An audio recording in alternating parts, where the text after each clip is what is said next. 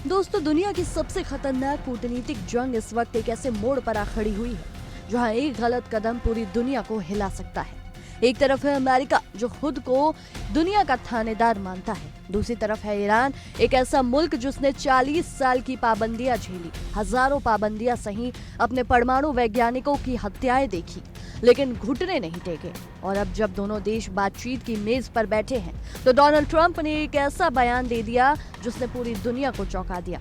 Trump ने कहा, मुझे कोई जल्दी नहीं है, वार्ताकारों को भी जल्दबाजी नहीं करनी चाहिए, समय हमारे पक्ष में है। बस इतना सुनकर दुनिया भर के अखबारों की सुर्खियां बदल गई। जो डील आखिरी चरण में थी वो अचानक ठंडे बस्ते में चली गई। लेकिन दोस्तों, असली सवाल ये नहीं कि डील हुई या नहीं, असली सवाल ये है कि इस पूरे खेल में ईरान की स्थिति क्या है, उसके हित क्या है, और आखिर ये देश इतने दबाव के बावजूद खड़ा कैसे है।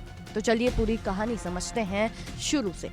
बात करें ट्रंप के ताजा बयान की तो रविवार शाम को उन्होंने सोशल मीडिया पर लिखा कि बराक ओबामा के जमाने में जो डील हुई थी वो अमेरिकी इतिहास की सबसे घटिया डील थी। ओबामा प्रशासन के नौसिखिया लोगों ने जो सामने रखा गया उस पर आंखें मूंद कर दस्तखत कर दिए, और उसी डील ने ईरान के लिए परमाणु हथियार बनाने का रास्ता खोल दिया। ट्रंप ने कहा, ऐसा दोबारा नहीं होगा, इसलिए मैंने अपने वार्ताकारों से कह दिया कि जल्दबाजी मत करो। अब यहाँ एक बड़ा सवाल उठता है। ट्रंप 2018 में खुद उस डील को तोड़ चुके हैं जो 2015 में हुई थी। उस वक्त दुनिया के 6 बड़े देशों अमेरिका, रूस, चीन, ब्रिटेन, फ्रांस और जर्मनी ने मिलकर ईरान से एक ऐतिहासिक समझौता किया था। ईरान ने माना था कि वो अपना परमाणु कार्यक्रम सीमित रखेगा और बदले में उस पर से पाबंदियां हटाई जाएंगी। लेकिन ट्रंप ने सत्ता में आते ही उस डील को कूड़ेदान में फेंक दिया, और जब डील टूटी तो ईरान ने भी जवाब दिया। उसने यूरेनियम संवर्धन की रफ्तार इतनी बढ़ा दी कि आज वो परमाणु बम बनाने के बेहद करीब पहुंच चुका है। तो सवाल ये है कि आग ट्रंप ने खुद लगाई, अब वो उसी को बुझाने की कोशिश कर रहे हैं और उसका दोष ओबामा पर डाल रहे हैं। और आइए बात कर लेते हैं अगली बड़ी वॉर ब्रेकिंग की। समय की बड़ी खबर है, ईरान के साथ समझौते पर ट्रंप का बड़ा बयान। ईरान के साथ समझौता हो उसके पहले डोनाल्ड ट्रंप ने बड़ा बयान दिया है। ईरानी प्रस्ताव पर हस्ताक्षर की हमें कोई जल्दबाजी नहीं है। ट्रंप का कहना है कि यूएस को हस्ताक्षर करने की कोई जल्दबाजी नहीं है, दोनों पक्षों को अपना समय लेना चाहिए और उसके बाद ही कोई निर्णय लेना चाहिए। डोनाल्ड ट्रंप का कहना है, मेरा समझौता बिल्कुल विपरीत होगा, ओबामा के समझौते के बिल्कुल विपरीत होगा। यानी कि वो ये कहना चाहते हैं कि पहले के जो अमेरिकी राष्ट्रपति रहे उनका जो समझौते का पैटर्न था उसमें और डोनाल्ड ट्रंप के समझौते के पैटर्न में जमीन आसमान का अंतर होगा। अब डोनाल्ड ट्रंप कह रहे हैं कि हम कोई जल्दबाजी नहीं करना चाहते, बिल्कुल वक्त लेकर हस्ताक्षर किए जाएंगे और अपनी शर्तों पर हस्ताक्षर किए जाएंगे, ये स्पष्ट किया जा चुका है। चलिए बढ़ते हैं आगे। मिडिल ईस्ट में फिर से बारूद की गंध तेज हो गई है। अमेरिका, इजराइल और अब यूएई तीनों की बढ़ती नजदीकियां ईरान के लिए क्या किसी बड़े तूफान का संकेत है? क्या ईरान चारों तरफ से घिर चुका है? क्या ट्रंप की नई रणनीति ईरान को घुटनों पर लाने की तैयारी है? और सबसे बड़ा सवाल, क्या दुनिया एक और बड़ी जंग की दहलीज पर खड़ी है? आज हम आपको दिखाएंगे कैसे यूएई अब सिर्फ खाड़ी का अमीर देश नहीं बल्कि ईरान के खिलाफ बनते नए सामरिक गठबंधन का अहम हिस्सा बन चुका है। कैसे अमेरिका और इजराइल ने मिलकर पूरा युद्ध मैप तैयार कर लिया और क्यों तेहरान में बेचैनी बढ़ती जा रही है।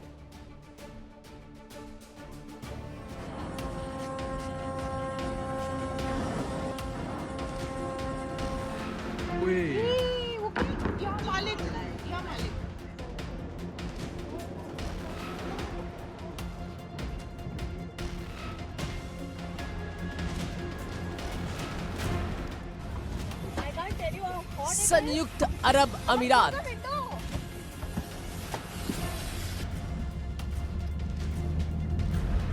यानी कि यूएई, वो देश जो कभी सिर्फ बिजनेस और तेल के लिए जाना जाता था,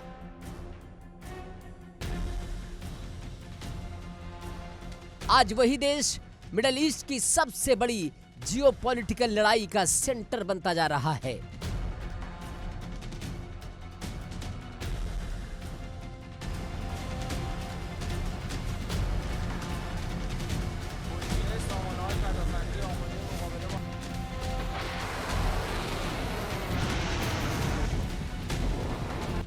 अबू धाबी और दुबई के आसमान में सुरक्षा का पहरा पहले से कहीं ज्यादा कड़ा है।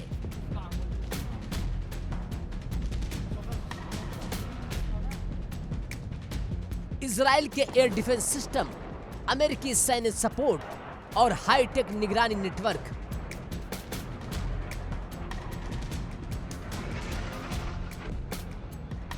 सब कुछ तेजी से यूएई में तैनात किया जा रहा है, क्योंकि डर सिर्फ एक है, ईरान।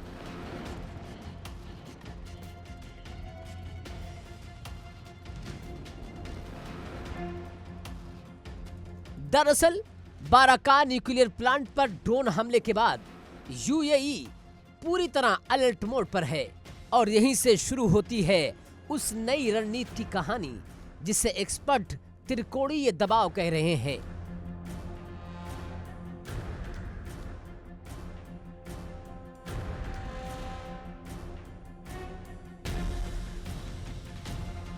पहले अमेरिका और इजराइल साथ थे, लेकिन अब यूएई खुलकर उनके साथ खड़ा दिखाई दे रहा है। यूएई को डर है कि अगर ईरान और उसके प्रॉक्सी ग्रुप्स ने खाड़ी देशों को निशाना बनाया तो तेल व्यापार और पूरी अर्थव्यवस्था खतरे में पड़ सकती है।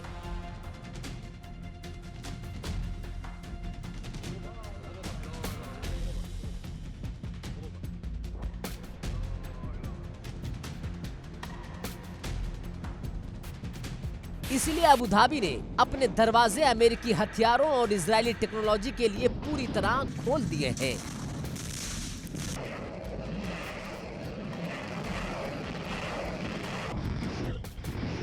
लेकिन दोस्तों, इस पूरी कहानी में ईरान को समझना सबसे जरूरी है। ईरान कोई कमजोर मुल्क नहीं है जो अमेरिकी दबाव से बिखर जाए। ये वो देश है जिसने 1979 की इस्लामी क्रांति के बाद लगातार अमेरिकी दुश्मनी झेली है, जिसने 8 साल का खूनी युद्ध इराक के साथ लड़ा है और उस युद्ध में अमेरिका ने इराक का साथ दिया था, जिसके परमाणु वैज्ञानिकों को इजरायली एजेंसी मोसाद ने एक एक करके निशाना बनाया, जिस पर हजारों अंतर्राष्ट्रीय पाबंदियां लगाई गईं, जिसकी अर्थव्यवस्था को तोड़ने की हर कोशिश की गई। लेकिन ईरान ने हर बार खुद को संभाला, खड़ा किया और आगे बढ़ा। ईरान के राष्ट्रपति मसूद पेजेश्कियन ने दुनिया को साफ संदेश दिया है, हम परमाणु हथियार नहीं बना रहे। सर्वोच्च नेता आयतुल्लाह अली खामेनेई ने भी ये बात कही है और ईरान का रुख ये है कि हम दुनिया को इस पर भरोसा दिलाने के लिए तैयार हैं, लेकिन अपनी शर्तों पर। अपनी गरिमा और सम्मान से कोई समझौता नहीं होगा। ये बात ईरानी सरकार ने मध्यस्थ पाकिस्तान के जरिए अमेरिका तक पहुंचा दी। अब बात करते हैं उन असली मुद्दों की जिन पर अभी सहमति नहीं बनी और जिनकी वजह से डील अटकी हुई है। ईरानी मीडिया के मुताबिक 2 सबसे बड़े विवाद हैं। पहला मुद्दा है ईरान की जमी हुई संपत्तियां। अमेरिकी पाबंदियों की वजह से ईरान के अरबों डॉलर विदेशी बैंकों में फंसे हुए हैं। ये पैसा ईरानी जनता का है, ईरानी तेल का है। ईरान चाहता है कि डील के साथ ये रकम वापस मिले। अमेरिका इस पर आसानी से राजी नहीं है। दूसरा मुद्दा है तेल पर लगे प्रतिबंध। ईरान के पास दुनिया के सबसे बड़े तेल भंडारों में से एक है, लेकिन अमेरिकी पाबंदियों की वजह से वो अपना तेल खुलकर नहीं बेच सकता। चोरी छिपे चीन और कुछ दूसरे देशों को बेचता है, लेकिन कम कीमत पर। अगर ये पाबंदियां हटे तो ईरान की अर्थव्यवस्था को जबरदस्त ऑक्सीजन मिलेगी और यही वजह है कि ईरान इस मुद्दे पर कोई कमजोर समझौता स्वीकार नहीं करेगा। ट्रंप ने हॉर्मुज स्ट्रेट की नाकेबंदी का जिक्र करके एक और दबाव का हथियार सामने रखा है। उन्होंने साफ कहा, जब तक डील पर दस्तखत नहीं होते नाकेबंदी जारी रहेगी। अब ये समझिए कि हॉर्मुज स्ट्रेट दुनिया की सबसे अहम समुद्री गली है। दुनिया का करीब 5वां हिस्सा तेल इसी रास्ते से गुजरता है। सऊदी अरब, यूएई, कुवैत, इराक, इन सभी का तेल इसी रास्ते से निकलता है। अगर ये रास्ता बंद हो जाए तो तेल की कीमतें आसमान छूने लगेंगी। भारत जैसे देश जो खाड़ी से बड़े पैमाने पर तेल खरीदते हैं, उन पर सीधा असर पड़ेगा। यानी हॉर्मुज की नाकेबंदी सिर्फ ईरान के लिए दबाव नहीं है, ये पूरी दुनिया की अर्थव्यवस्था को बंधक बनाने की धमकी है। लेकिन ईरान इससे डरा नहीं है, क्योंकि ईरान ये भी जानता है कि अगर तनाव बढ़ा तो वो खुद हॉर्मुज को बंद कर सकता है और ये उसका सबसे बड़ा कूटनीतिक हथियार है। दोनों तरफ की तलवारें खिंची हुई हैं, लेकिन दोनों जानते हैं कि लड़ाई किसी के लिए फायदेमंद नहीं है। ट्रंप ने एक और दिलचस्प बात कही जिसे नजरअंदाज नहीं किया जा सकता। उन्होंने कहा कि पश्चिमी एशिया के देशों के साथ अब्राहम समझौते को और मजबूत किया जाएगा और फिर उन्होंने जोड़ा, हो सकता है कि ईरान भी कभी इस समझौते में शामिल होना चाहे। ये सुनकर पहली नजर में हंसी आती है। ईरान और इजराइल, ये 2 नाम एक साथ किसी समझौते में, ये लगभग असंभव लगता है, लेकिन कूटनीति में असंभव कुछ नहीं होता। ट्रंप ने ये बात एक दरवाजा खोलने के लिए कही है, भले ही वो दरवाजा अभी हजारों मील दूर ही क्यों ना हो। इस पूरे खेल में एक और किरदार बेहद अहम है, पाकिस्तान। अमेरिका और ईरान के बीच मध्यस्थ की भूमिका निभा रहा है पाकिस्तान। तेहरान ने अपना आधिकारिक रुख इस्लामाबाद के जरिए वॉशिंगटन तक पहुंचाया है। पाकिस्तान के लिए ये एक बड़ा मौका है। खुद आर्थिक तंगी में डूबा ये देश अगर इस डील को सफल करवाने में भूमिका निभाए तो उसकी अंतर्राष्ट्रीय साख बढ़ेगी। ये देखना दिलचस्प होगा कि पाकिस्तान इस मौके का कितना फायदा उठा पाता है। दोस्तों, आखिर में बात करते हैं उस बड़े सवाल की जो इस पूरी कहानी के केंद्र में है। ट्रंप कहते हैं समय हमारे पक्ष में है, लेकिन क्या ये सच है? अमेरिका के लिए हर गुजरता दिन इसलिए मुश्किल है क्योंकि ईरान का परमाणु कार्यक्रम रुका नहीं है। जितनी देर होगी ईरान उतना आगे बढ़ेगा, और एक बार जब ईरान परमाणु क्षमता के उस मुकाम पर पहुंच जाए जहां से वापसी मुश्किल हो, तो फिर कोई डील काम नहीं करेगी। दूसरी तरफ ईरान की जनता महंगाई और पाबंदियों से परेशान है। पेजेश्किन सरकार पर दबाव है कि वो अर्थव्यवस्था को पटरी पर लाए, इसलिए ईरान भी एक अच्छी डील चाहता है, लेकिन सम्मान के साथ। ये वो खेल है जहां दोनों खिलाड़ी जीतना चाहते हैं और दोनों हारने का खतरा उठा रहे हैं। डील होगी या नहीं ये तो वक्त बताएगा, लेकिन एक बात तय है, इस बार ईरान किसी दबाव में नहीं आएगा। 40 साल की तपस्या के बाद जो देश यहाँ तक पहुंचा हो, वो आखिरी वक्त में झुकने वाला बिल्कुल नहीं है। फिलहाल के लिए इस रिपोर्ट में इतना ही। आपके इस विषय में क्या कुछ राय है, हमें कमेंट्स में जरूर साझा करें, और देश दुनिया की ऐसी ही तमाम खबरों के लिए देखते रहिए इंडिया डेली। देखिए इंडिया डेली 24/7 अब आपकी स्मार्ट टीवी पर। इंडिया डेली मौजूद है सभी डिजिटल प्लेटफॉर्म पर लाइव और लगातार। इंडिया डेली 24/7 हर दिन राष्ट्र को समर्पित।